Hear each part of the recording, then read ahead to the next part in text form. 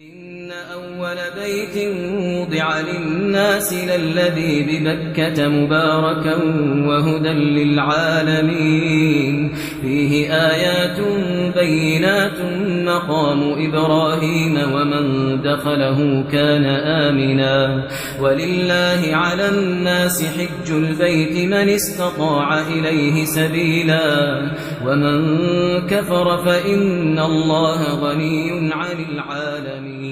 അസ്സലാമു അലൈക്കും വറഹ്മത്തുള്ളാഹി വബറകാതുഹു. വസ്സലാത്തു വസ്സലാമു അലാ അഷ്റഫുൽ മുർസലീൻ വഅലാ ആലിഹി വസ്ഹബിഹി അജ്മഈൻ. അമ്മാ ബഅദ്. അല്ലാഹുവിലേക്കുള്ള ചലനമാണ് ഹജ്ജ്. ആ ഒരു വിശുദ്ധ കർമ്മത്തിലേക്കാണ് ലക്ഷോപലക്ഷം ഹാജിമാർ എല്ലാ വർഷവും ഹജ്ജിനും ഉംറക്കും യാത്ര പുറപ്പെടുന്നത്.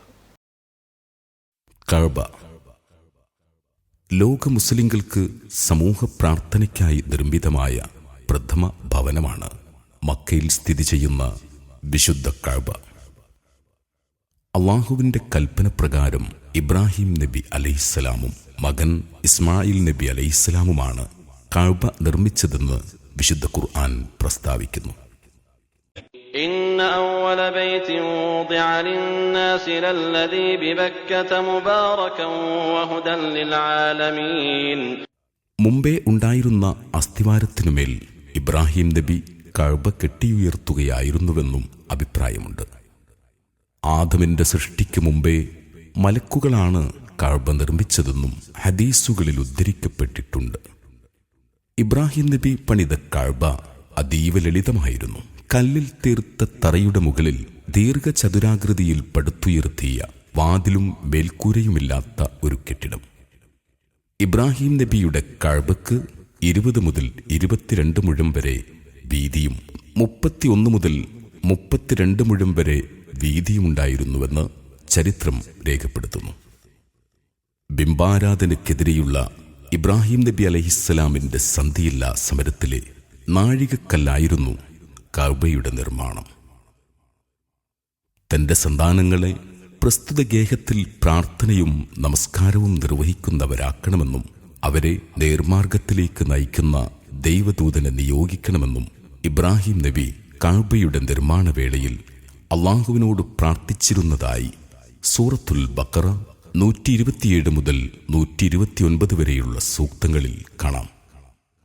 قال ومن كفر فأمتعه قليلا ثم أضطره إلى عذاب النار وبئس المصير.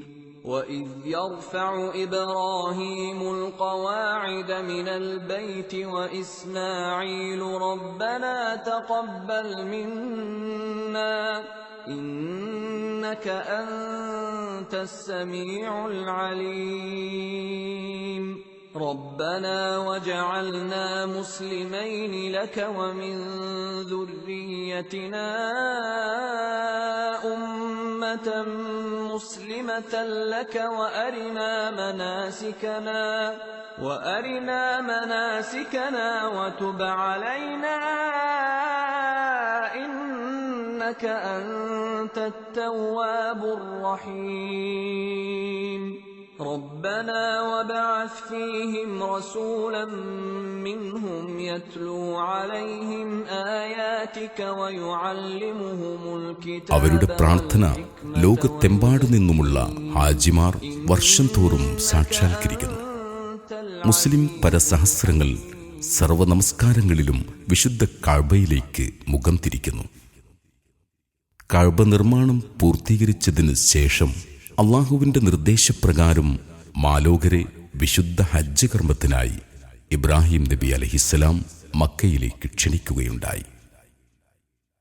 ഇബ്രാഹിം നബിയുടെ പ്രസ്തുത ആഹ്വാനമനുസരിച്ചാണ് വർഷം തോറും ലോക മുസ്ലിങ്ങൾ മക്കയിലെത്തി വിശുദ്ധ ഹജ്ജ് കർമ്മം നിർവഹിക്കുന്നത്. വിശ്വാസികളെ സംബന്ധിച്ചോളം ജീവിതത്തിൽ ഒരു പ്രാവശ്യം മാത്രം നിർബന്ധമായി കർമ്മം തയ്യാറെടുത്ത് പോകേണ്ടതുണ്ട്. കർമ്മങ്ങൾ സസൂക്ഷ്മം ചെയ്യാൻ വേണ്ടി ഒരുപാട് കർമ്മശാസ്ത്ര പുസ്തകങ്ങളും CD-കളും വിപണിയിൽ ധാരാളം ഉണ്ടെന്ന് എനിക്കറിയാം. ഈ വിനീതൻ തൻ്റെ 20 വർഷത്തെ ഈ മേഖലയിലെ പരിചയം പുണ്യഭൂമിയിലേക്ക് യാത്ര തിരിക്കും മുമ്പുള്ള ഒരു തയ്യാറെടുപ്പിലേക്ക് വിശ്വാസികളെ ക്ഷണിക്കുകയാണ്. ഒരു ഹാജിയെ സംബന്ധിച്ചോളം യാത്രയ്ക്ക് വേണ്ടി തയ്യാറെടുക്കൽ അത്യന്താപേക്ഷിതമാണ്. ആ തയ്യാറെടുപ്പാണ് മക്ബൂലായ ഒരു ഹജ്ജ് ചെയ്ത് തിരിച്ചു വരാനുള്ള പ്രചോദനമുണ്ടാവുക. 4 കാര്യങ്ങൾ ഞാൻ നിങ്ങളെ ശ്രദ്ധയിൽപ്പെടുത്തുകയാണ് ഈ തയ്യാറെടുപ്പിന് വേണ്ടി. 1, ഈ യാത്രക്ക് നമ്മുടെ യോഗ്യത എന്താണ് നാം തിരിച്ചറിയേണ്ടതുണ്ട്.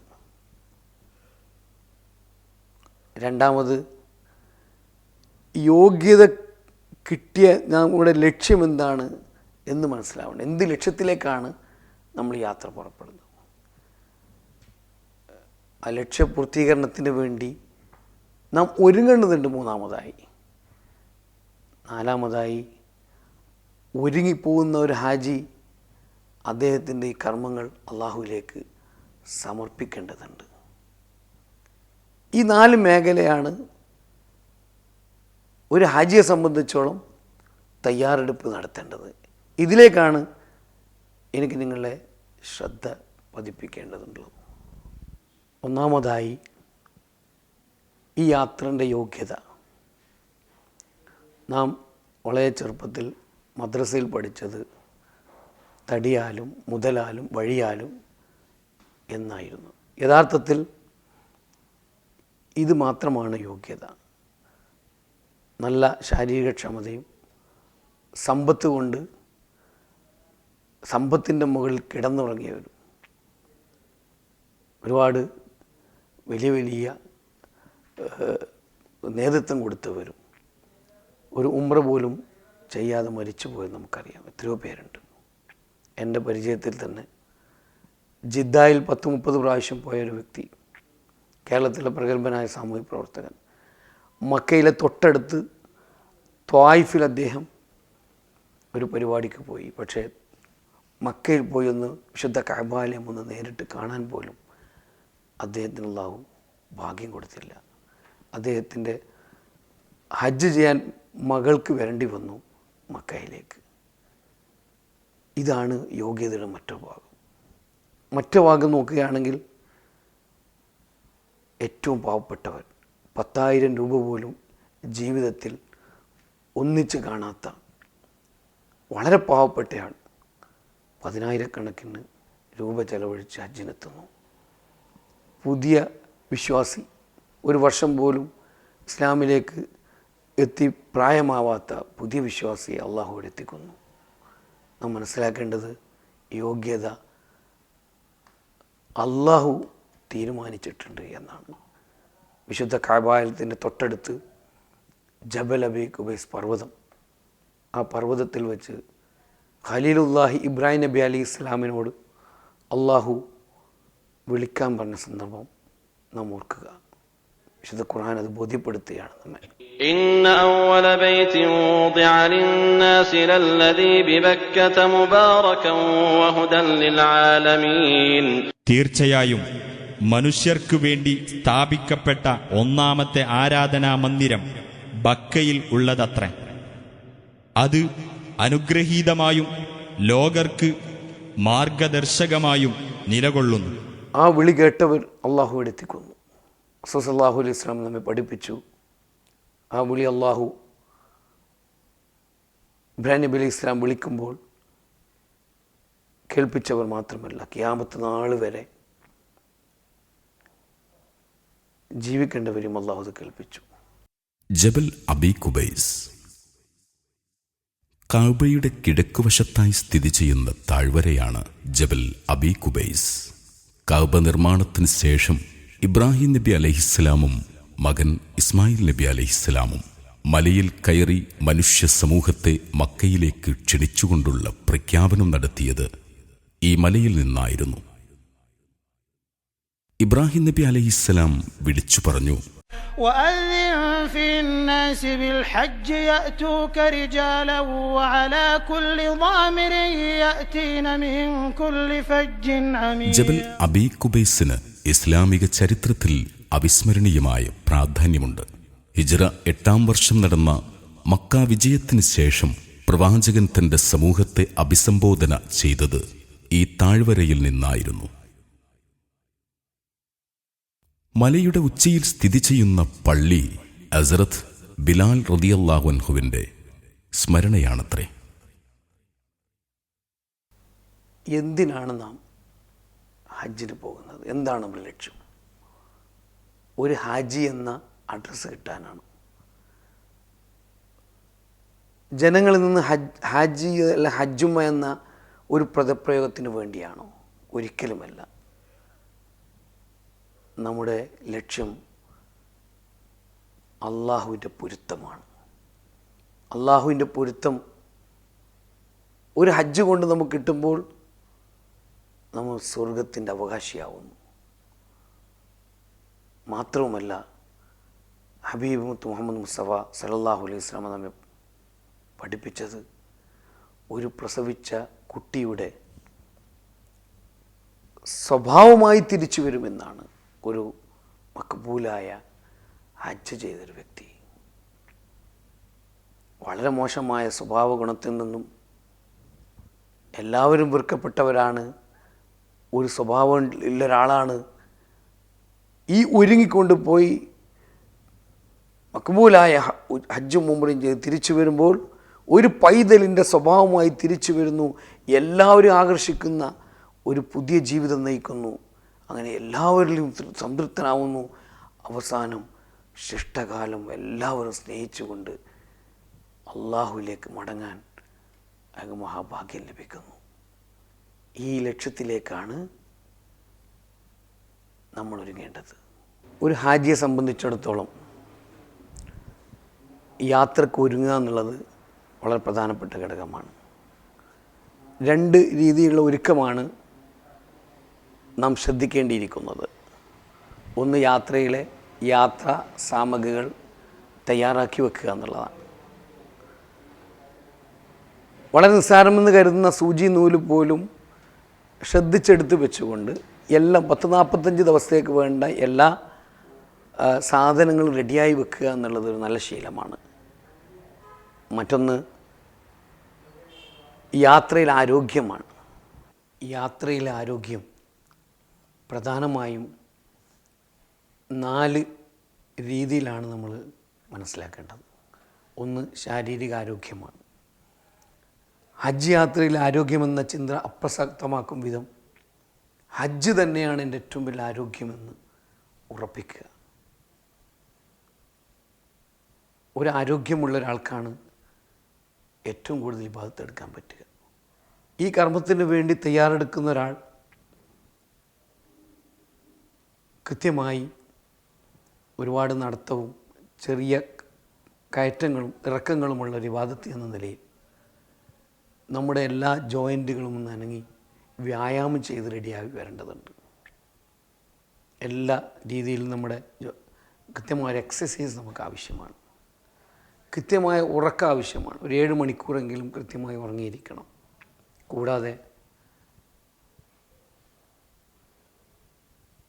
ഭക്ഷണം കൃത്യമായി കഴിച്ചിരിക്കണം, നേരത്തെ കഴിക്കുക. ഇങ്ങനെ ശരീരത്തിന് വേണ്ട എല്ലാ വിധത്തിലുള്ള ശ്രദ്ധയും നമ്മൾ കൊടുക്കുക. അത് പ്രധാന ഘടകമാണ്. രണ്ടാമതായി മാനസികമായ ആരോഗ്യമാണ്.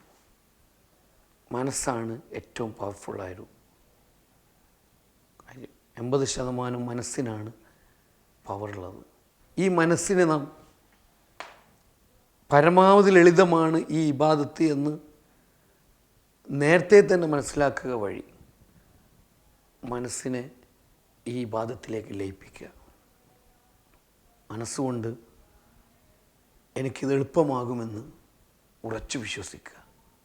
മാനസികാരോഗ്യമെന്ന് പറയുന്നത് പ്രധാന ഘടകമായ ഇബാദത്ത്.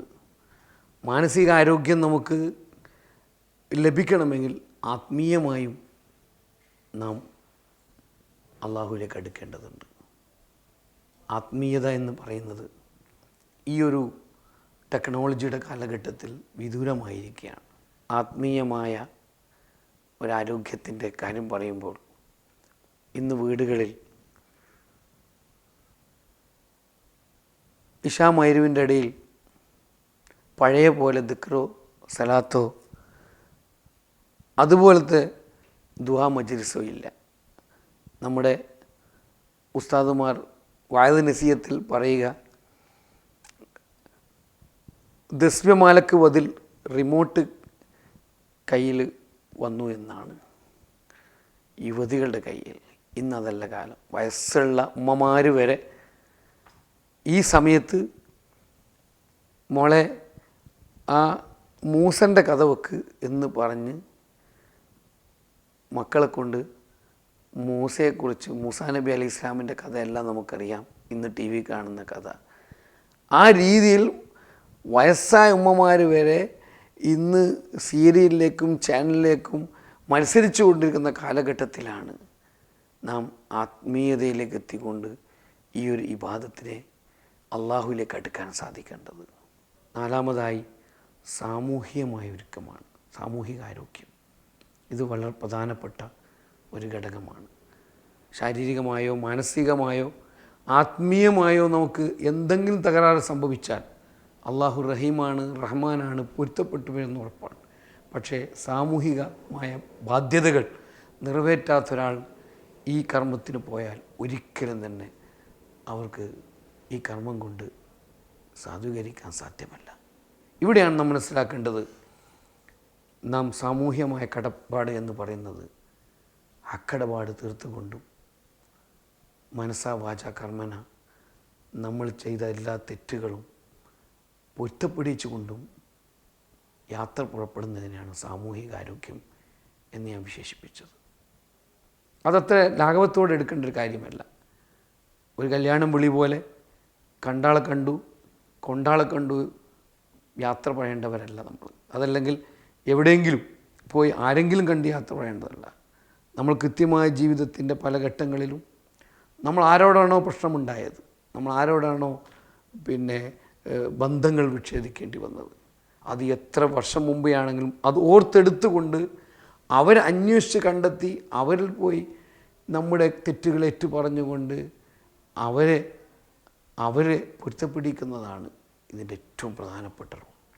ഒരു ചെറിയ ഒരു ഉറുപ്പ്യ പോലും മറ്റുള്ളവർക്ക് കൊടുക്കാനുള്ളത് ഓർത്തുകൊണ്ട് അവരെ കണ്ടെത്തിക്കൊണ്ട് ആ സാമ്പത്തിക ഇടപാട് കൃത്യമായി ക്ലിയർ ചെയ്തുകൊണ്ട് പോകാൻ സന്നദ്ധമാകലാണ് സാമൂഹിക ആരോഗ്യം. ഈ ആരോഗ്യമാണ് നമുക്ക് പലപ്പോഴും നഷ്ടപ്പെടുന്നത്. ഈ ആരോഗ്യം നാം കൃത്യമായി നേടാത്തതാണ് പലപ്പോഴും നമ്മുടെ വളരെ സങ്കടപ്പെട്ട ദുആകളും സങ്കടപ്പെട്ട അള്ളാഹുവിനേക്കുള്ള സമർപ്പണവും പാഴായി പോകുന്നത്. അതുകൊണ്ട് സാമൂഹികാരോഗ്യം, സമൂഹത്തോട് കടപ്പെട്ട ആരോഗ്യം വളരെ പ്രധാനപ്പെട്ട ഘടകമാണെന്ന് മനസ്സിലാക്കുക. ഒരു ഹാജിയെ സംബന്ധിച്ചോളം ഹജ്ജിൻ്റെ കർമ്മങ്ങളെക്കുറിച്ച് ഒരു വ്യക്തമായ ധാരണ ഉണ്ടാവേണ്ടതുണ്ട്.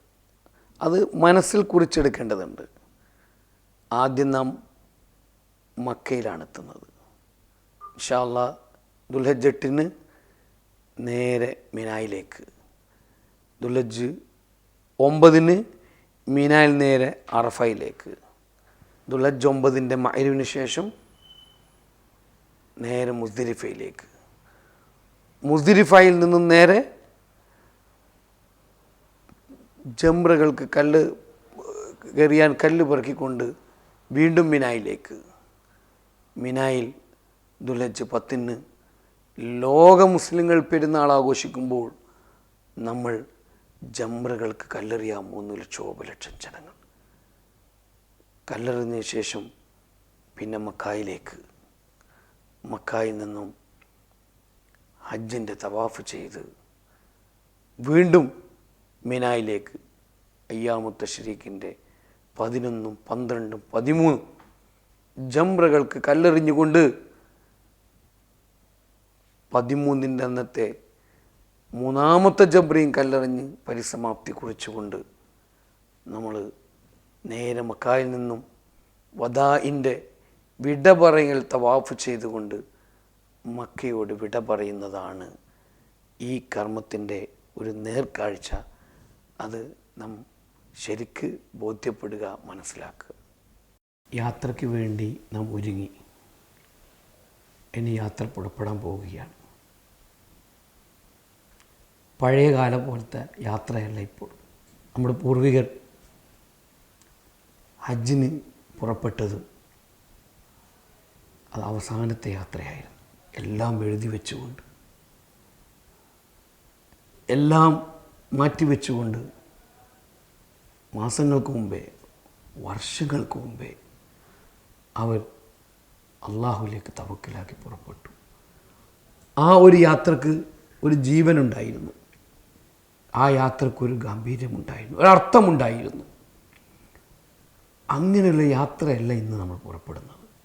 ഇന്ന് ഒരു ടൂർ പാക്കേജ് പോലെ, ഒരു ഇൻഷാ അല്ലാ പോലും പറയാൻ മറന്നുകൊണ്ട് ഞാൻ വന്നിട്ട് കാര്യങ്ങൾ ചെയ്യാം, ഞാൻ വന്നിട്ട് ഇന്നത് ചെയ്യാം, ഞാൻ വന്നിട്ട് ഇന്നതാവാം, ഈ രീതിയിൽ യാത്രയുടെ മൂല്യം നഷ്ടപ്പെട്ടു കൊണ്ടുപോകുന്നൊരു യാത്ര. അള്ളാഹുലേക്കുള്ള ചലനമാണ് ഹജ്ജ്. അള്ളാഹുലേക്കുള്ള ചലനമാണ് ഈ യാത്ര. ഇത്രയും പുണ്യമായ യാത്ര നാം അള്ളാഹുവിലേക്കെത്താൻ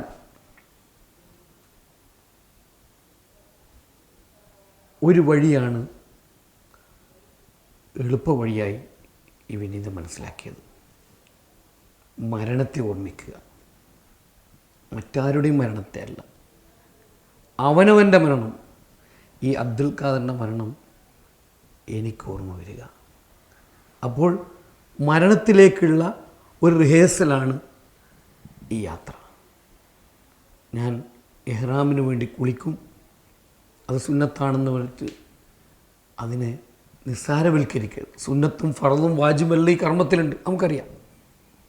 ആ കുളിക്കുമ്പോൾ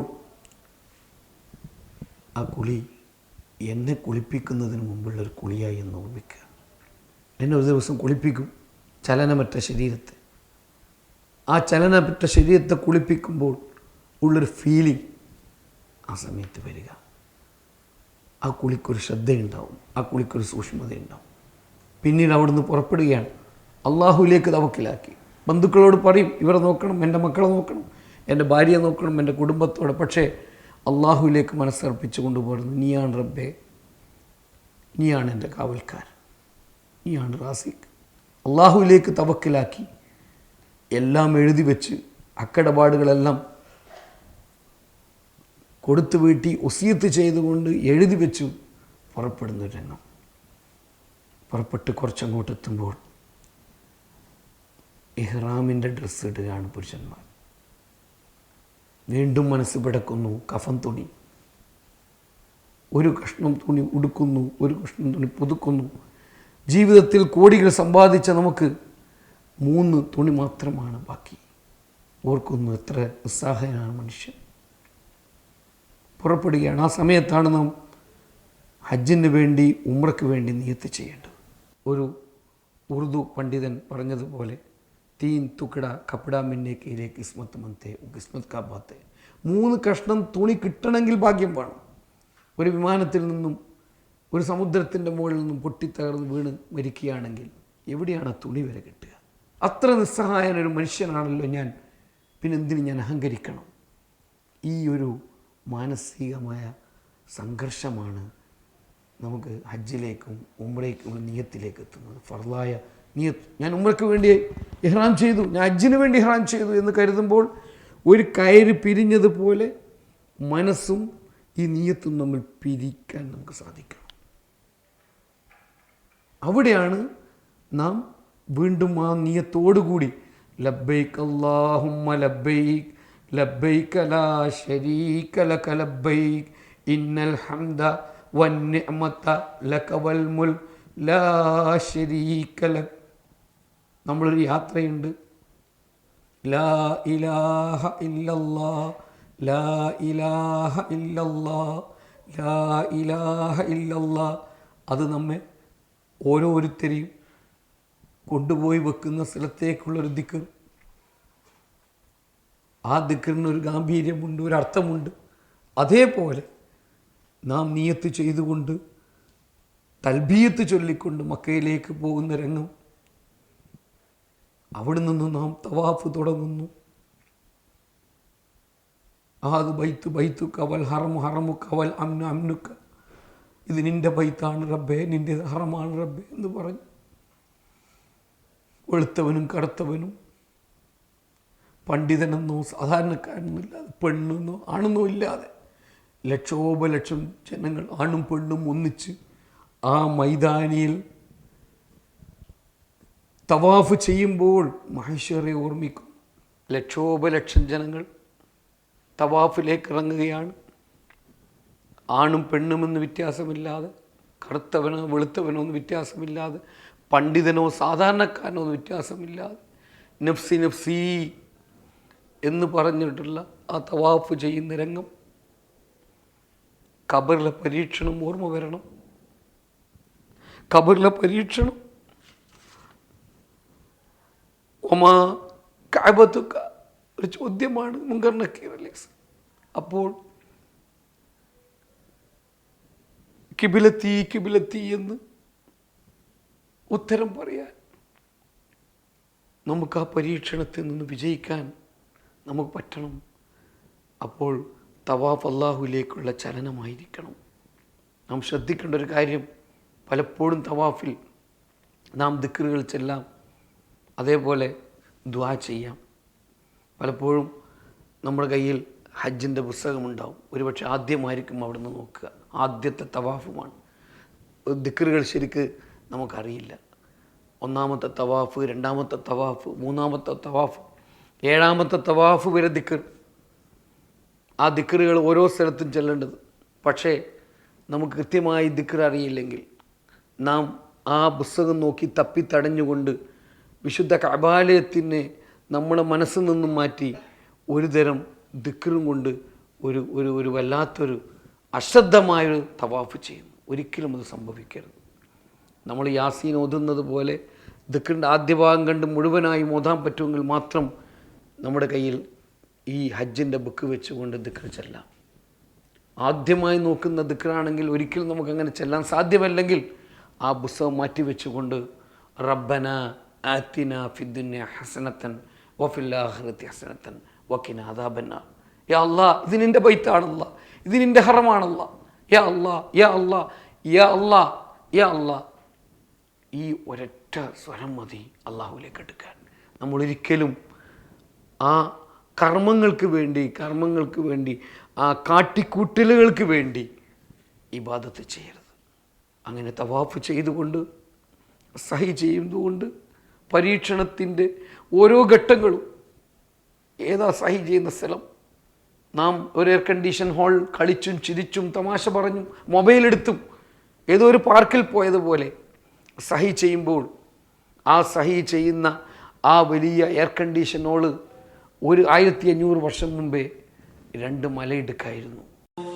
إن الصفا والمروة من شعائر الله فمن حج البيت أو اعتمر فلا جناح عليه أن يطوف بهما ومن تطوع خيرا فإن الله شاكر عليم. സഫ മർവ.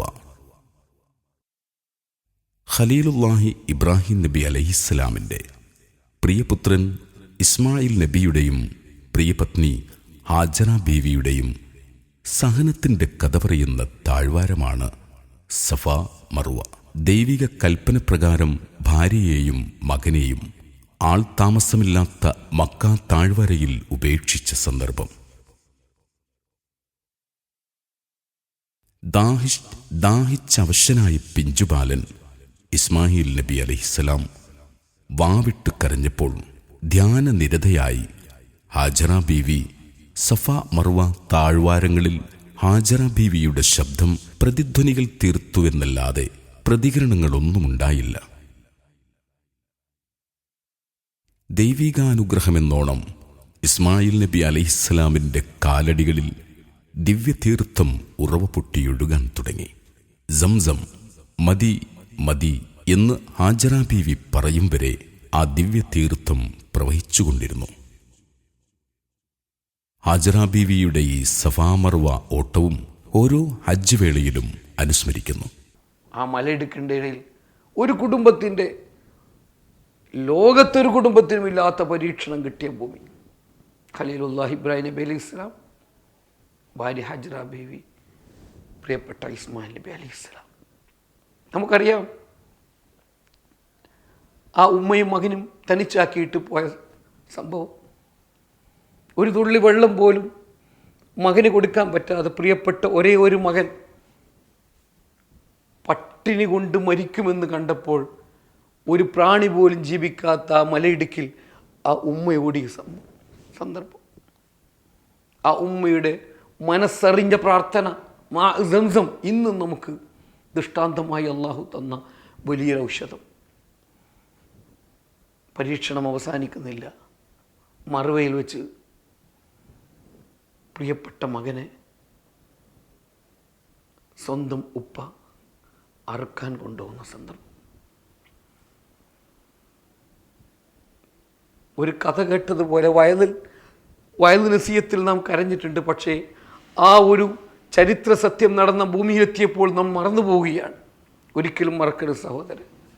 ആ പ്രിയപ്പെട്ട മകനെ കുളിപ്പിച്ച് ആ മകനും ഉപ്പയുമുള്ള സംഭാഷണം, എന്നെ ശരിക്കും അറക്കണം ഉപ്പ, ശരിക്ക് കെട്ടണം ഉപ്പ, ഉമ്മയോടൊരു വിരുന്ന് പോയെന്ന് പറഞ്ഞാൽ മതി ഉപ്പ എന്ന് പറഞ്ഞ് മിനായിലേക്ക് ആ മകനെ കൂട്ടിക്കൊണ്ടുപോകുന്ന രംഗം ആർക്കാണ് മറക്കാൻ പറ്റുക?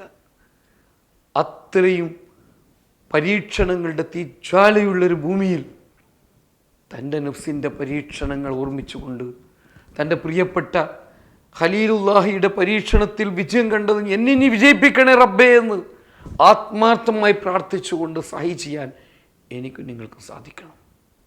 അവിടെയാണ് നമുക്ക് മാനസികമായി കർമ്മത്തോട് അടുക്കാൻ പറ്റുക. നാം ഈ സഫാ മർവാൻ്റെ ഇടയിലുള്ള സഹിയും വിശുദ്ധ കഅബാലയത്തിൻ്റെ തവാഫും അള്ളാഹുവിലേക്ക് ചലിച്ചുകൊണ്ട്, അള്ളാഹുവിലേക്ക് സമർപ്പിച്ചുകൊണ്ട്, അള്ളാഹുവിലേക്ക് അടുത്തുകൊണ്ടുള്ള സമർപ്പണം തന്നെയാണ് ഈ ഇബാദത്തിൻ്റെ ഏറ്റവും കാതലായ ഭാഗം.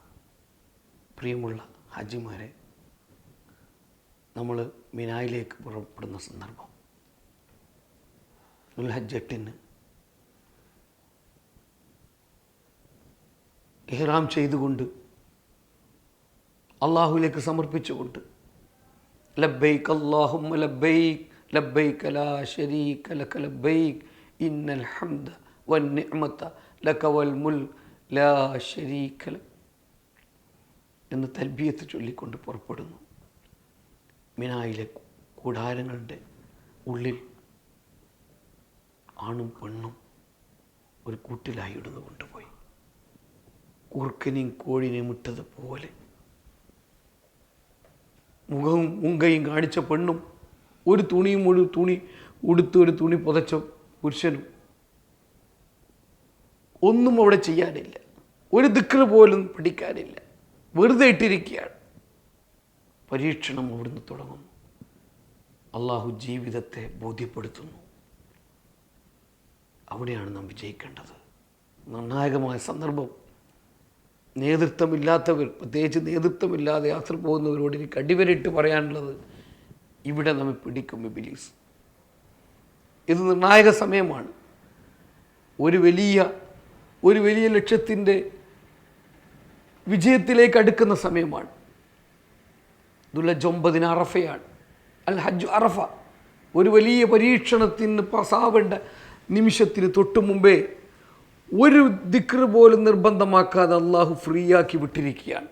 അവിടെയാണ് ഒരുപാട് വിഷമങ്ങൾ നമ്മൾ നേരിടാൻ പോകുന്നത്. ബാത്റൂമിൽ ക്യൂ നിൽക്കണം.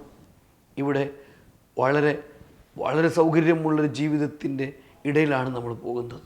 പഴയ കാലഘട്ടത്തിലെ ബുദ്ധിമുട്ടുള്ള ജീവിതത്തിൻ്റെ ഒരു വഴിയോരയിലല്ല നമ്മൾ പോകുന്നത്. വളരെ സുഖമുള്ളൊരു ജീവിതത്തിൽ നിന്നും ബുദ്ധിമുട്ടുകൾ അവിടെ അനുഭവപ്പെടുന്നു. ഭക്ഷണത്തിന് ബുദ്ധിമുട്ട്, എല്ലാ കാര്യങ്ങൾക്കും ബുദ്ധിമുട്ട്. ഒന്ന് കിടക്കാൻ ഒരു മയ്യത്ത് വെക്കുന്ന സ്ഥലം മാത്രം നമുക്ക് കിട്ടുന്നു ഒന്ന് കിടക്കാൻ. ഇവിടെയാണ് നമുക്ക് നമ്മുടെ മനസ്സിനെ ഒതുക്കാൻ പറ്റേണ്ടത്. ഇവിടെയാണ് മനസ്സുമായി പൊരുതാൻ പറ്റേണ്ടത്. ഇവിടെയാണ് മനസ്സിനോട് യുദ്ധം പ്രഖ്യാപിക്കാൻ പറ്റേണ്ടത്. ക്ഷമിച്ചുകൊണ്ട് ആ ഒരു വലിയ ത്യാഗത്തെ നേരിടാൻ പറ്റാൻ പിറ്റേന്ന് ദുൽഹജ്ജ 9 അറഫ.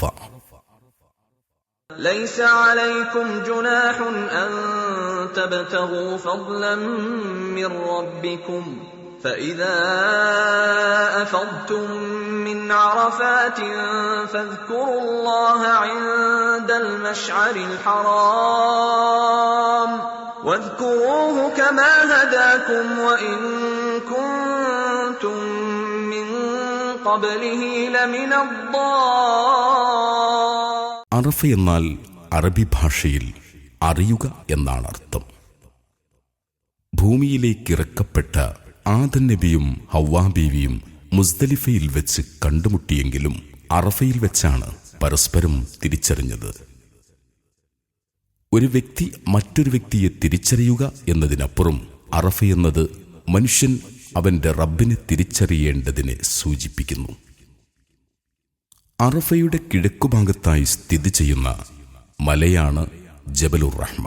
സമുദ്രനിരപ്പിൽ നിന്ന് 372 മീറ്റർ ഉയരത്തിലുള്ള ഈ പർവ്വതത്തിന്റെ താഴ്വാരത്തുനിന്ന് നബി തങ്ങൾ പ്രാർത്ഥിച്ചിട്ടുണ്ട്. ഹജ്ജിന്റെ പ്രധാന ചടങ്ങുകളിലൊന്നും ലോകത്തെ ഏറ്റവും വലിയ മുസ്ലിം സംഗമവുമാണ് അറഫ. അറഫയിൽ പങ്കെടുക്കാൻ കഴിയാത്തവർ ഹാജിമാരോട് ഐക്യദാർഢ്യം പ്രകടിപ്പിച്ച് സുന്നത്ത് നോമ്പ് നോൽക്കണമെന്ന് അള്ളാഹു കൽപ്പിച്ചിട്ടുണ്ട്. അൽ ഹജ്ജ് അറഫ. ഒന്നും അവിടെയുമില്ല നിർബന്ധം. ഒരു നിമിഷം മതി അവിടെ നിന്ന്. അറഫയിൽ നാം എത്തി. വളരെ ശ്രദ്ധിക്കേണ്ട ഒരു കാര്യം, ളുഹർ മുതലാണ് അറഫ തുടങ്ങുന്നത്. രാവിലെ നാം വിശ്രമിക്കുക. നമുക്കൊരുപാട് ഭക്ഷണം ഒരുപാട് ഫ്രീ ആയിട്ടൊന്നും സബീലില്ല, അള്ളാഹിൻ്റെ മാർഗത്തിൽ ഒരുപാട് പേർ ഭക്ഷണങ്ങളെല്ലാം തരും. വേണ്ടത് മാത്രം എടുത്തുകൊണ്ട് ളുഹറിൻ്റെ ഇടയിൽ കിടന്നുറങ്ങാൻ നോക്കുക. ഒരിക്കലും അലക്ഷ്യമായി നടക്കാതിരിക്കുക. ളുഹർ ഭാഗോടുകൂടി നമ്മുടെ ഏറ്റവും പ്രധാനപ്പെട്ട നിമിഷത്തിലേക്ക് ഇറങ്ങുക. ഏറ്റവും പ്രധാനപ്പെട്ട നിമിഷം അള്ളാഹുവിലേക്ക് മാത്രം ലയിച്ചുകൊണ്ട്, അള്ളാഹുവിലേക്ക് മാത്രം സമർപ്പിച്ചുകൊണ്ട്, അള്ളാഹുവിലേക്ക് മാത്രം എല്ലാം ഏറ്റു പറഞ്ഞുകൊണ്ട് നമുക്ക് അള്ളാഹുവിലേക്ക് അടുക്കാനുള്ള ഒരവസരം ജീവിതത്തിൽ ഇനി വരാനില്ല. പ്രാർത്ഥന കൊണ്ട് മനസ്സിനെ കഴുകിക്കളയുക. ഒറ്റക്കും കൂട്ടമായും പ്രാർത്ഥിക്കുക. എവിടെയെങ്കിലും ഒറ്റക്ക് നിന്നുകൊണ്ട് ആ ഭൂമിയിൽ, ആ അറഫയുടെ ഭൂമിയിൽ കണ്ണുനീർ ധാരധാരയായി ഒഴുകുക. റബ്ബിനോട് അവസാനത്ത് ആ നിമിഷം ഓർമ്മിക്കുക. അവസാന നിമിഷത്തിലേക്ക് എത്തുന്നു. പരീക്ഷണത്തിൽ നിന്നും ഖബറിൽ നിന്നും വീണ്ടും നമ്മൾ ഉയർത്തപ്പെടുന്നു. വീണ്ടും മഹ്ശറിലെത്തുന്നു. ആ മഹ്ശർ ഓർമ്മിക്കുക. ആ മഹ്ശറിൽ നഫ്സി നഫ്സി, ഒരു നബിമാർക്കും ആശ്രയമില്ലാതെ, ആരത്തും പിടുത്തം കിട്ടാതെ, ആരെയും ആശ്രയിക്കാൻ പറ്റാത്തൊരു സമയം, റബ്ബേ നീ അറഫയിലാണ് ഞാൻ. വലിയൊരു അവസരമാണ് അറഫയിൽ നമുക്ക് ലഭിക്കുന്നത്. പ്രത്യേകിച്ച് നേതൃത്വമില്ലാതെ പോകുന്നവർ, നിങ്ങൾ 5 പേരിൽ ഒരാൾ നേതൃത്വം ഏറ്റെടുത്തുകൊണ്ട് ഒന്നിച്ച് കരയുക, കൂട്ടമായി കരയുക, ഒറ്റക്ക് കരയുക. ദുആ ആണ് അവിടെ ആയുധം. അങ്ങനെ നാം 20 പേര് അവിടെ ചെലവഴിച്ചുകൊണ്ട് പെട്ടെന്ന് അറഫയിൽ നിന്ന് വിടാൻ നോക്കാതെ, എങ്ങനെയെങ്കിലും രക്ഷപ്പെടാൻ നോക്കാതെ, പൂർണ്ണമായും അറഫയെ ഉൾക്കൊണ്ടുകൊണ്ട് അറഫയിൽ നിന്നും നേരെ മുസ്ദലിഫയിലേക്ക് യാത്ര. വല്ലാത്ത യാത്ര. ക്ഷമ നമുക്ക് വേണം. മാനസികമായ ആരോഗ്യം വേണം. അള്ളാഹുവിലേക്ക് അടുത്തൊരു വ്യക്തിയെ സംബന്ധിച്ചോളം ഇത് ത്യാഗമായിരിക്കും. അയാൾക്കൊരു ബുദ്ധിമുട്ടും വരില്ല. ഒരു ഇടുങ്ങിയ പ്രദേശം മുസ്ദലിഫയിൽ ആ ഒരു ചെറിയ പ്രദേശത്ത് മസ്ജിദുൽ മശ്അറുൽ ഹറാം, വിശുദ്ധ ഖുർആൻ ബോധ്യപ്പെടുത്തിയ മസ്ജിദ് നിൽക്കുന്ന ചെറിയൊരു ഗ്രാമം. ലക്ഷോപലക്ഷം ജനങ്ങൾ അവിടെ എത്തുന്നു. ഒരു ചെറിയ ബോട്ടിൽ വെള്ളത്തിൽ 15-20 പേര് ഒന്നും എടുക്കുന്നത് കണ്ടിട്ടുണ്ട് ഞാൻ. കിടക്കാൻ പറ്റാതെ ജനലക്ഷങ്ങൾ ആ ചെറിയ ഭൂമി തടിച്ചു കൂടുന്നു. ഏതാണ് ഈ ഹാജി?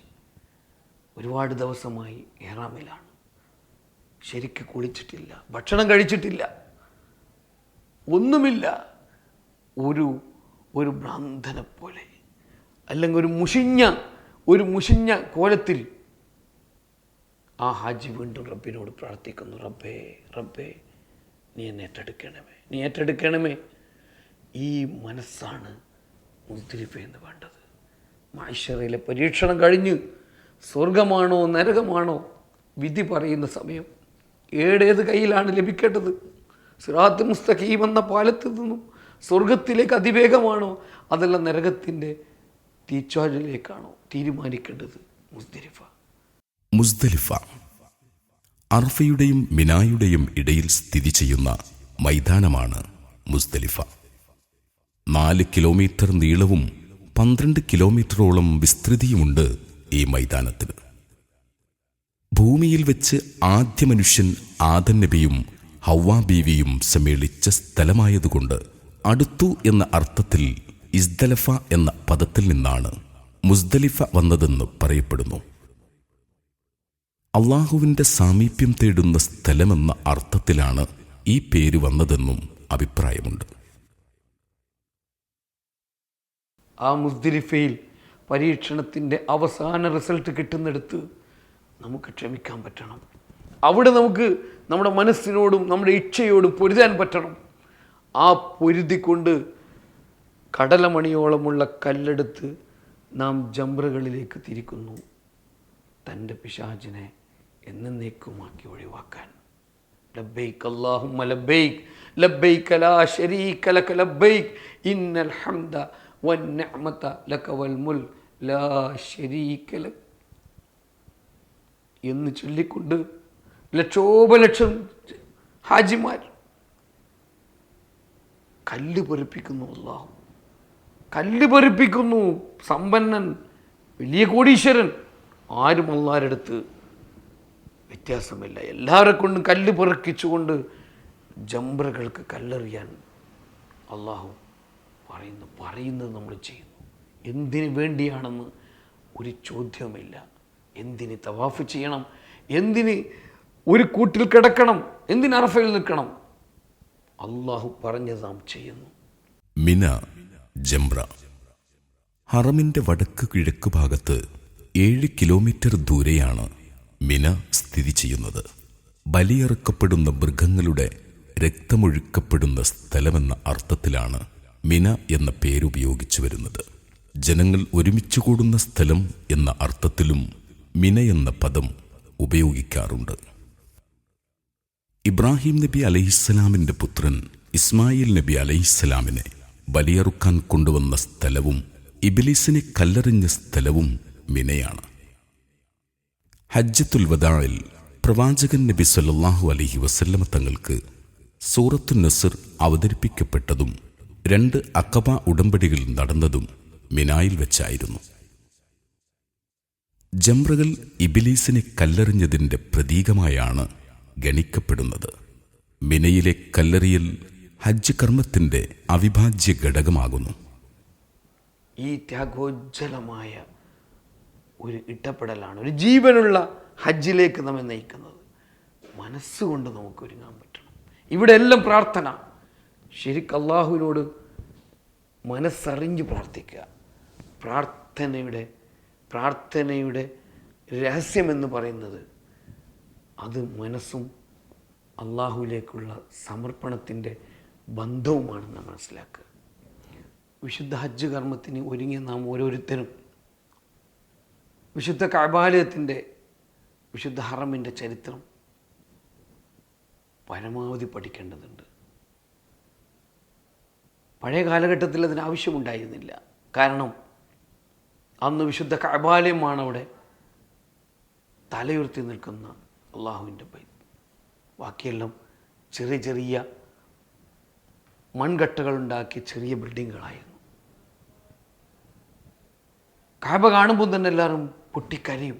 കഅബാലയത്തിൻ്റെ ദൃശ്യം കാണുമ്പോൾ അള്ളാഹുവിനെ ഓർത്ത് കരയും. ഇപ്പോഴതല്ല സ്ഥിതി. പ്രിയമുള്ള ഹാജിമാരെ, ഒരു ഹാജി ഇന്ന് യാത്ര പുറപ്പെടുന്നതിന് മുമ്പ് ഏറെ ശ്രദ്ധിക്കേണ്ട ഒരു കാര്യം, വിശുദ്ധ കഅബാലയത്തെക്കുറിച്ചും ഹജ്ജ് കർമ്മം നടക്കുന്ന പുണ്യഭൂമിയുടെ ഓരോ പ്രദേശത്തെക്കുറിച്ചുമുള്ള ചരിത്ര സത്യങ്ങളെക്കുറിച്ച് അന്വേഷിച്ചു പോകേണ്ടതുണ്ട്. ഒരു 10-40 വർഷം മുമ്പേ ഇതൊന്നും അന്വേഷിക്കാതെ പോകുന്ന ഒരു ഹാജിയെ സംബന്ധിച്ചോളം വിശുദ്ധ ഹറമിലെത്തുമ്പോൾ കറുത്ത കില്ല പുതിച്ച ആ കഅബാലയം കാണുമ്പോൾ ചുറ്റുപാടും ചെറിയ ചെറിയ മൺകൂരയുള്ള ബിൽഡിങ്ങും, അവിടെ ചരിത്രം ആവർത്തിക്കേണ്ടതില്ല. ചരിത്രം അറിയാതെ അവർ കരയുകയാണ് കഅബ കാണുമ്പോൾ. ഇന്ന് നാം ചരിത്രത്തെ അന്വേഷിച്ച് പോവാതെയാണ് പോകുന്നതെങ്കിൽ മനുഷ്യനിർമ്മിത അത്ഭുതങ്ങൾ, അമ്പരചുംബികരായ ബിൽഡിങ്ങുകൾ, തവാഫ് ചെയ്യുമ്പോൾ വരെ സഹോദരങ്ങൾ ചർച്ച ചെയ്യുന്നത് ക്ലോക്ക് ടവറിൻ്റെ സൂചിയുടെ അത്ഭുതമാണ്, കഅബാലയത്തിൻ്റെ ചരിത്രമല്ല. ഇവിടെയാണ് നാം ചരിത്രത്തിലേക്ക് പോകേണ്ടത്. ആ കഅബാലയം പഠിച്ച റബ്ബിൻ്റെ ചരിത്രത്തിലേക്ക്. അള്ളാഹുവാണ് കഅബാലയത്തിൻ്റെ സൂത്രധാരൻ. ഈ കർമ്മത്തിൻ്റെ പ്രമേയം പങ്കെടുക്കുന്ന ജനങ്ങളുടെ കർമ്മങ്ങളാണ്. മുഖ്യ കഥാപാത്രങ്ങൾ ആദം നബി അലൈഹി ഇസ്ലാം, ഖലീലുല്ലാഹി ഇബ്രാഹിം നബി അലൈഹി ഇസ്ലാം, ഹാജിറ ബീവി, പിന്നെ പിശാചുമാണ്. ചരിത്ര പാശ്ചാത്യം മസ്ജിദ് ഹറമും പരിസരവുമാണ്. ഓരോ സ്ഥലവും ചരിത്രമാണ്. വിശുദ്ധ കഅബാലയം നമുക്കറിയാം. കഅബാലയത്തിൻ്റെ ഓരോ ഭാഗവും ചരിത്രത്തിൻ്റെ ഭാഗമാണ്. വിശുദ്ധ കഅബാലയത്തിൻ്റെ ഓരോ ഭാഗങ്ങളും ചരിത്രത്തിൻ്റെ ഭാഗമാണ്.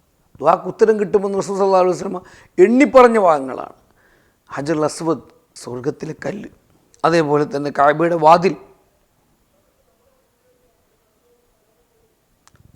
വാതിൽ പിടിച്ച് നെഞ്ഞ് കഅബാലയത്തിന് വെച്ച് കരയാൻ നമുക്ക് പറ്റണം.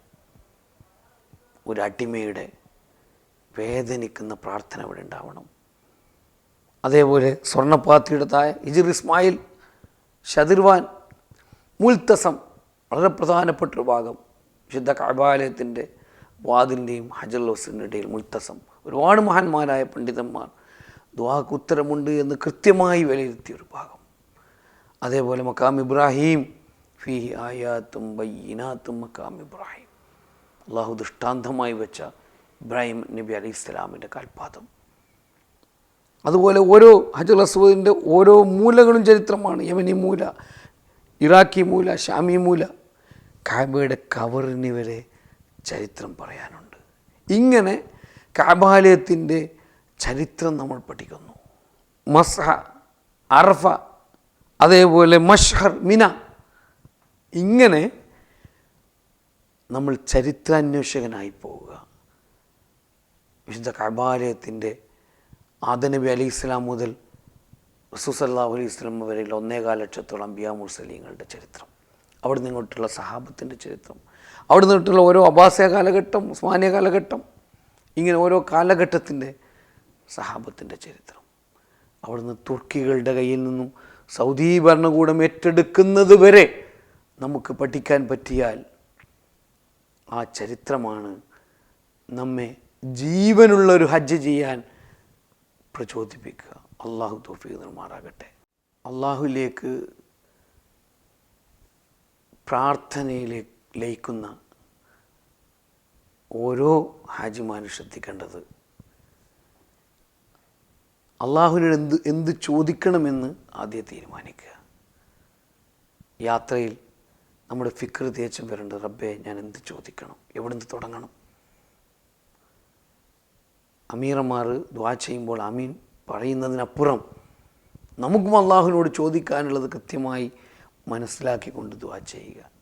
എല്ലാം ചോദിക്കുക. നമ്മുടെ കുടുംബം, നമ്മുടെ അയൽവാസികൾ, നമ്മുടെ മക്കൾ, നമ്മളെല്ലാവരോടും ചോദിക്കുമ്പോൾ അതിനപ്പുറം നമ്മുടെ മഹല്ലിന് വേണ്ടിയും നമ്മുടെ ഗ്രാമത്തിന് വേണ്ടിയും നമ്മുടെ സമൂഹത്തിന് വേണ്ടിയും നമ്മുടെ രാജ്യത്തിന് വേണ്ടിയും അള്ളാഹുവിനോട് പ്രാർത്ഥിക്കാമോ. രാജ്യത്തിൻ്റെ ഐക്യത്തിന് വേണ്ടി, അഖണ്ഡത്തിന് വേണ്ടി, രാജ്യത്തിൻ്റെ എല്ലാ മതവിശ്വാസികളും ഒന്നിച്ച് ഒരു ഉമ്മ പെറ്റ മക്കളെപ്പോലെ ജീവിക്കുന്ന ഒരു നല്ല രാജ്യത്തിന് വേണ്ടി, ആ രാജ്യത്തിന് ഘടകവിരുദ്ധം ആരാണോ പ്രവർത്തിക്കുന്നത് അവർ റബ്ബേ നീ ഏറ്റെടുക്കണേ എന്ന് കരഞ്ഞു പ്രാർത്ഥിക്കാൻ ഓരോ ഉമ്മത്തിനും സാധിക്കേണ്ടതുണ്ട്.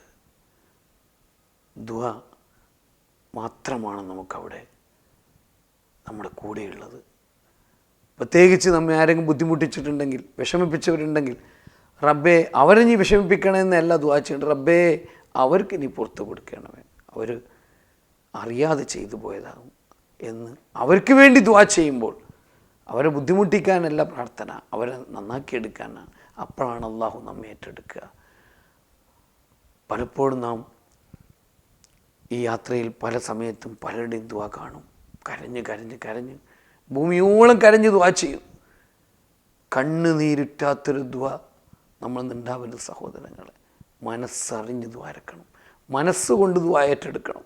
അള്ളാഹു നമ്മുടെ ശരീരമല്ല നോക്കുക, ഒരിക്കലും അള്ളാഹു നമ്മുടെ ശരീരത്തിൻ്റെ ഭാഗത്തല്ല ശ്രദ്ധിക്കുക, നമ്മുടെ മനസ്സിനെയാണ്. നമ്മുടെ മനസ്സാണ് അള്ളാഹു നോക്കുക. അബ്ദുല്ലാഹി മുബാറക്ക് എന്ന സഹാബത്ത്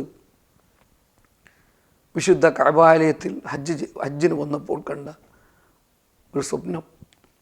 2 മലക്കുകൾ തമ്മിൽ സംസാരിക്കുന്നു. ആ വർഷം ഹജ്ജിന് വന്ന മൊത്തം പേരുടെ ഹജ്ജിനെക്കുറിച്ചാണ് ചർച്ച.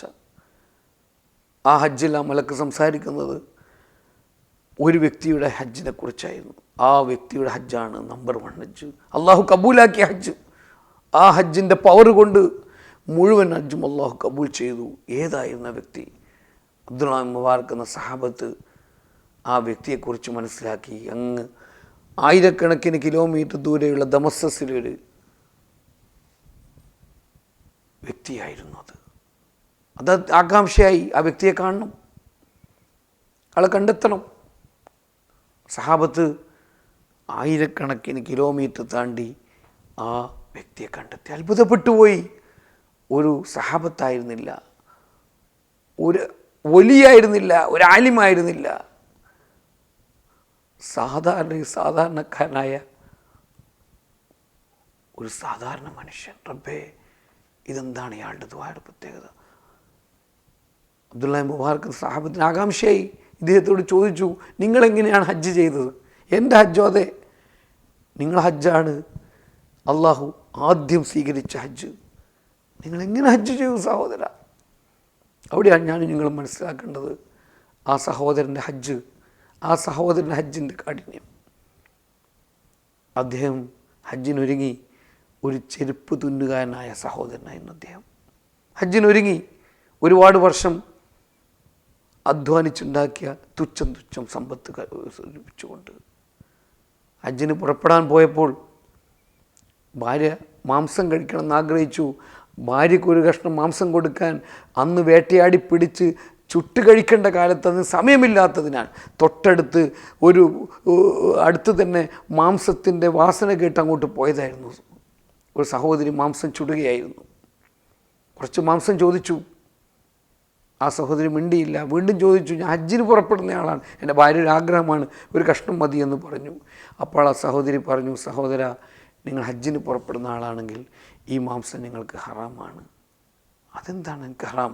അതെ, ഇത് ഒരുപാട് ദിവസമായി ചത്ത് ജീർണിച്ച ഒരു കഴുതയുടെ ഒരു കഷ്ണം മാംസം ഞാൻ ചുടുകയാണ്. എൻ്റെ മക്കൾ ദിവസങ്ങളോളമായി പട്ടിണിയാണ്. എൻ്റെ മക്കളുടെ ജീവൻ രക്ഷിക്കാൻ വേണ്ടി ചത്ത് ജീർണിച്ച ഒരു കഴുതയുടെ ചുട്ട മാംസം എനിക്ക് ഹലാലാണ്. നിങ്ങൾ ഹജ്ജിന് പുറപ്പെടുന്ന ആളാണ്, നിങ്ങൾക്കിത് ഹറാമാണ്. അദ്ദേഹം മക്കളെ നോക്കി. എല്ലും കൊട്ടുമായ മരണത്തോട് മല്ലിടിക്കുന്ന മക്കൾ. അദ്ദേഹം രണ്ടൂട്ട് ആലോചിച്ചില്ല, ആരോടും ഡിസ്കസ് ചെയ്യാൻ നിന്നില്ല. തൻ്റെ കയ്യിൽ ഒരുപാട് കാലമായി സ്വരൂപിച്ച സമ്പത്ത്, ഹജ്ജിന് വേണ്ടി നീക്കിവെച്ച സമ്പത്ത് ഈ സഹോദരിക്ക് കൊടുത്തുകൊണ്ട് രണ്ടും കൈയും റബ്ബിലേക്ക് ഉയർത്തി പറഞ്ഞു, റബ്ബേ നീ ഹജ്ജ് ചെയ്ത് പ്രതിഫലം എനിക്ക് തരണമേ, നീ ഹജ്ജിൻ്റെ കബൂലിയത്തിലേക്ക് എന്നെ എത്തിക്കണമേ. ഇനി എപ്പോഴാണ് ഹജ്ജിന് പോകാൻ പറ്റുമോ എന്നെനിക്കറിയില്ല. അല്ലാ, നീ എന്നെ ഹജ്ജിലേക്ക് എത്തിക്കണമേ, ഹജ്ജിൻ്റെ പ്രതിഫലം തരണമേ. അദ്ദേഹം കഅബാലയത്തിൽ പോയി തവാഫ് ചെയ്തില്ല, സഹി ചെയ്തില്ല. മിനായിലെ ടെണ്ടിൽ അദ്ദേഹത്തിന് താമസിക്കാൻ ഭാഗ്യം കിട്ടിയില്ല. അറഫയിലെ നിമിഷങ്ങൾ അദ്ദേഹത്തിന് ഉൾക്കൊള്ളാൻ കിട്ടിയില്ല. മുസ്ദലിഫയിലെ നിർണായക സമയത്ത് അദ്ദേഹത്തിന് നിൽക്കാൻ പറ്റിയില്ല. ജംറകൾക്ക് കല്ലെറിയാൻ അദ്ദേഹത്തിന് സാധിച്ചില്ല. മക്ക പോലും കാണാത്ത ഒരു സാധാരണക്കാരനെയായിരുന്നു അള്ളാഹു ആദ്യത്തെ ഹജ്ജ് ചെയ്ത് പ്രതിഫലം കൊടുത്തത്. ഇതാണ് അള്ളാഹു മനസ്സും കർമ്മവും തമ്മിലുള്ള ബന്ധത്തെ നാം മനസ്സിലാക്കേണ്ടത്. അള്ളാഹു മനസ്സാണ് നോക്കുക, നമ്മുടെ മനസ്സിൻ്റെ ചലനങ്ങളാണ് അള്ളാഹു നോക്കുക. ആ ചലനത്തിലേക്കാണ് അള്ളാഹുവിൻ്റെ ശ്രദ്ധ ഉണ്ടാവുക. എൻ്റെ പ്രിയപ്പെട്ട ഹാജിമാരെ, മനസ്സുകൊണ്ട് ഈ കർമ്മത്തെ ഏറ്റെടുക്കാൻ, വിശുദ്ധ ഹജ്ജ്, വിശുദ്ധ ഉംറ, വിശുദ്ധ സിയാറത്ത് എല്ലാം മനസ്സുകൊണ്ട് ഏറ്റെടുത്തുകൊണ്ട് മനസ്സും അള്ളാഹും തമ്മിൽ ബന്ധിപ്പിക്കാൻ നമുക്ക് കഴിയണം. അപ്പോൾ മാത്രമേ ഈ കർമ്മം കൊണ്ട് നമുക്ക് വിജയിക്കാൻ സാധിക്കുകയുള്ളൂ. നമ്മളിൽ നിന്നും എന്താണ് നാട്ടിൽ തിരിച്ചെത്തിയ ജനങ്ങൾ പ്രതീക്ഷിക്കുന്നത്? അവർക്കെന്താണ് നാം കൊടുക്കേണ്ട വിഭവം? അറഫായിലെ ജബൽ റഹ്മയുടെ താഴ്വരയിൽ 1400 വർഷങ്ങൾക്ക് മുമ്പേ റസൂൽ സല്ലല്ലാഹു അലൈഹി വസല്ലം തങ്ങൾ തൻ്റെ ആദ്യത്തെയും അവസാനത്തെയും ഹജ്ജിൽ, ഹജ്ജത്തുൽ വദാഇൻ്റെ എക്കാലത്തെയും പ്രസിദ്ധമായ നസീഹത്ത് 1.25 ലക്ഷത്തോളം സഹാബത്തിനെ സാക്ഷി നിർത്തി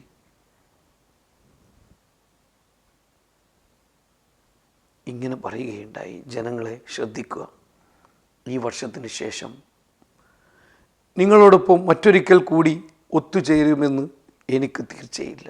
അതിനാൽ ഞാൻ പറയുന്നത് കരുതലോടെ കേൾക്കുക.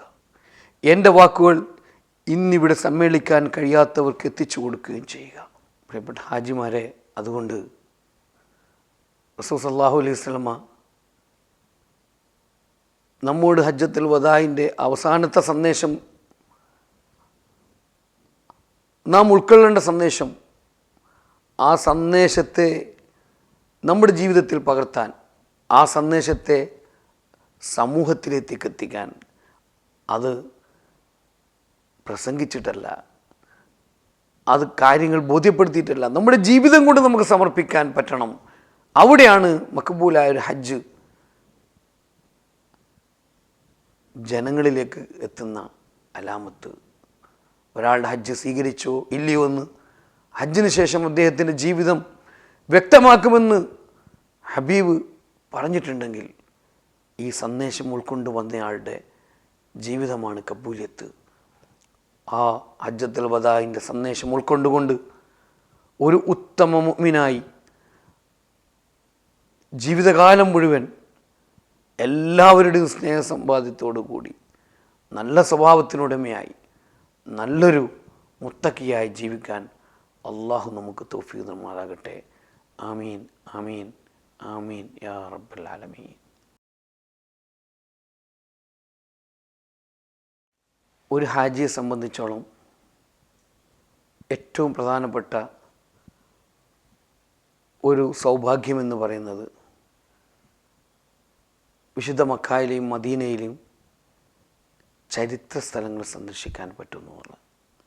ഇസ്ലാമിക ചരിത്രത്തിൽ തങ്കലിപികളാൽ എഴുതപ്പെട്ട ഒരുപാട് ചരിത്രം, വിശുദ്ധ ഖുർആൻ ബോധ്യപ്പെടുത്തിയ ചരിത്രം, ചെറുപ്പകാലത്തെ മദ്രസയിലും വഅദ് നസീഹത്തിലും നമുക്ക് ബോധ്യപ്പെട്ട ചരിത്രം നമ്മൾ നേരിട്ട് കാണുകയാണ്. അതൊരു ടൂറിസ്റ്റിൻ്റെ ചിന്തയിലല്ല നാം കാണേണ്ടത്. ദൃഷ്ടാന്തങ്ങൾ ബോധ്യപ്പെടുത്തിയൊരു മതത്തിൻ്റെ ദൃഷ്ടാന്തം നേരിട്ട് കാണുമ്പോൾ നമുക്കുണ്ടാവുന്ന ഒരു ഈമാനികാരോഗ്യം, ആ ദൃഷ്ടാന്തം ബോധ്യപ്പെടുകയാണ്.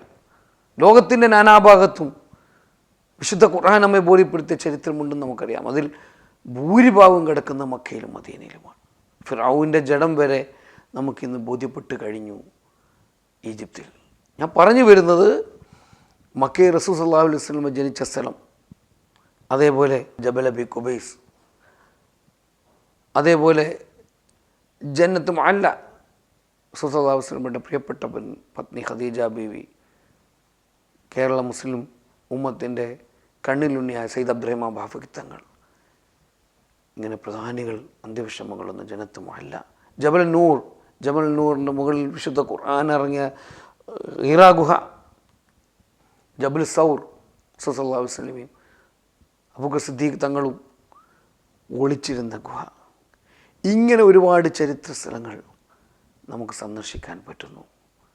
നമ്മൾ ഓരോ ചരിത്ര സ്ഥലങ്ങൾ സന്ദർശിക്കുമ്പോഴും ആ ചരിത്രത്തെ ഉൾക്കൊണ്ടുകൊണ്ട്, ആ ചരിത്രത്തെ ബോധ്യപ്പെടുത്തിക്കൊണ്ട് അതൊരു ഡയറിയിൽ പകർത്താൻ നോക്കുക. ഡയറി എഴുതുന്നത് നല്ലൊരു ശീലമാണ്.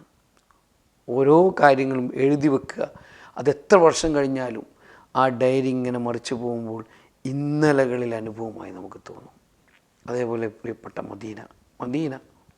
മദീനയിൽ നാം എത്തുമ്പോൾ മദീന മുനവ്വറയുടെ തൊട്ടടുത്ത് പച്ചക്കുബ്ബ കണ്ട് അസ്സലാമു അലൈക്കും യാ റസൂലല്ലാഹ് എന്ന് റസൂൽ സല്ലല്ലാഹു അലൈഹി വസല്ലമയോട് സലാം പറയാനുള്ളൊരു അനുഭവം. ആ കുബ്ബൻ്റെ നേരത്തായ ഹബീബ് തൊട്ടടുത്ത് അബൂബക്കർ സിദ്ദീഖ് റളിയല്ലാഹു അൻഹു, തൊട്ടടുത്ത് ഉമർ ബിൻ ഖത്താബ് റളിയല്ലാഹു അൻഹു, റൗള ഷരീഫ്, മിമ്പറിൻ്റെയും വീട്ടിൻ്റെയും ഇടയിലുള്ള സ്വർഗം. അതേപോലെ തന്നെ മദീനയിൽ ജന്നത്ത് ബക്കീഹ് 10,000-ഓളം സഹാബത്ത് അന്ത്യവിഷം കൊള്ളും. ഉസ്മാൻ റളിയല്ലാഹു അൻഹു അടക്കം റസൂൽ സല്ലല്ലാഹു അലൈഹി വസല്ലം ഭാര്യമാർ, മക്കൾ. അതേപോലെ തന്നെ ഉഹുദും ഖന്തക്കും ഇസ്ലാമിക ചരിത്രത്തിൽ തങ്കലിപികളാൽ എഴുതപ്പെട്ട യുദ്ധം. അതേപോലെ മസ്ജിദ് കുബയും മസ്ജിദ് ജിന്നും മസ്ജിദ് കിബ്ലത്തീനും ഒരുപാട് ആദ്യത്തെ ചരിത്രങ്ങൾ. ആദ്യമായി കഅബാലയത്തിൻ്റെ നേരത്തെ നമസ്കരിച്ചു, ആദ്യമായി ഉണ്ടാക്കിയ മസ്ജിദ്, എല്ലാം ആദ്യത്തെ കാണാൻ, എല്ലാം ആദ്യത്തെ ചരിത്രം ഉൾക്കൊള്ളാൻ നമുക്ക് മദീന ഒരനുഗ്രഹമാകുന്നു. മദീനയിൽ നിന്നും നാം അള്ളാഹിൻ്റെ റസൂലിനെ ഉൾക്കൊള്ളുന്നു. മക്കയിൽ നാം അള്ളാഹിൻ്റെ ബൈത്തിനെ ഉൾക്കൊള്ളുന്നു. ബൈത്ത് അല്ലാഹ്, മദീനയിൽ റസൂൽ അല്ലാഹ്. തഖ്വയിൽ അധിഷ്ഠിതമായൊരു ജീവിതത്തെ മക്കയിൽ നിന്ന് കടഞ്ഞെടുത്തുകൊണ്ട് മദീനയിൽ സംസ്കാര സമ്പന്നമായൊരു ജീവിതത്തെ ഒപ്പിയെടുത്തുകൊണ്ട് ഒരു പുതിയ ജീവിതത്തെ കണ്ടെത്തിക്കൊണ്ട് ഒരു പുതിയ മനുഷ്യനായി, ഒരു പുതിയ മുഅ്മിനായി, ഒരു പുതിയ ജീവിതത്തിൻ്റെ തുടക്കം കുറിക്കുന്ന ഒരാളായി മദീനയിൽ നിന്ന് സിയാറത്ത് കഴിഞ്ഞ് നമുക്ക് തിരിച്ചു വരാനുള്ള മഹാഭാഗ്യമാണ് നമ്മുടെ മുമ്പിലുള്ളത്. അള്ളാഹു തൗഫീഖ് നൽകുമാറാകട്ടെ.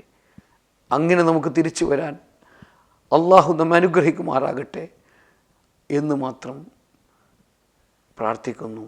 നിങ്ങൾക്കെല്ലാവർക്കും എല്ലാവിധത്തിലുള്ള ആശംസകളും അർപ്പിക്കുന്നു. അസ്സലാമു അലൈക്കും വറഹ്മത്തുള്ളാഹി വബറകാതുഹു.